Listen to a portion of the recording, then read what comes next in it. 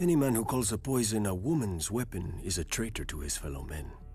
A dagger, arrow, axe, these are the arms of passion. But poison is cold, calculating. Poison is the thought that wakes you in the morning and lulls you to sleep at night. You watch your victim die 1,000 times before you ever offer him that fateful taste. Is a man's hate so inferior to a woman's that we are to be denied such a weapon? When I was a boy of 16, a great lord caught me with his mistress. He should have been honored. Instead, the fat old fool challenged me to a duel, thanks to my age and status, only to first blood. But his mistress and his wife warned me which of my parts he intended to draw first blood from. He was strong and fierce, but slow. I caught him quickly, and the duel ended with honor satisfied. Then his wounds festered, and he died. Ever since, men have called me the Red Viper, a name that never fails to draw a laugh from me, as if a single serpent was all I knew of venom. Essence of nightshade is the gentlest of poisons. A drop dissolved into wine will slow a pounding heart and stop a hand from shaking. 3 drops will grant a night of deep and dreamless sleep. 10 drops, and you will have a sleep that does not end. Basilisk blood.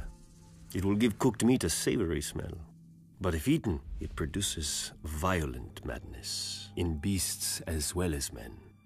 A mouse will attack a lion after a taste of basilisk blood. But to a man who knows his art, is not passion a form of madness? Widow's blood forces a man's bladder and bowels to fail. He drowns in his own poisons, a slow and painful death. It has earned its name many times, I am sure. The tears of Lys, a rare and costly poison. Clear, tasteless, and odorless. Dissolved in wine or water, it eats at a man's bowels. He dies in agony, which will not appear unusual if the victim is old or sickly. A favorite tool of impatient heirs. Across the world, on certain islands of the Jade Sea, grows a certain plant. The leaves must be aged and soaked in a wash of limes, sugar water, and certain rare spices from the summer isles. Afterward, the potion must be thickened with ash and allowed to crystallize. The process is slow and difficult, the necessaries costly and hard to acquire. The alchemists of Lys know the way of it, and the faceless men of Bravos and the maesters. Dissolved in wine, it makes the muscles of a man's throat clench tighter than any fist. A victim's face turns as purple as the little crystal seed from which his death was grown. And so we call it the Strangler. Which of these vials would I take from its shelf, you may ask? None. To kill a man at his table or in his bed bores me.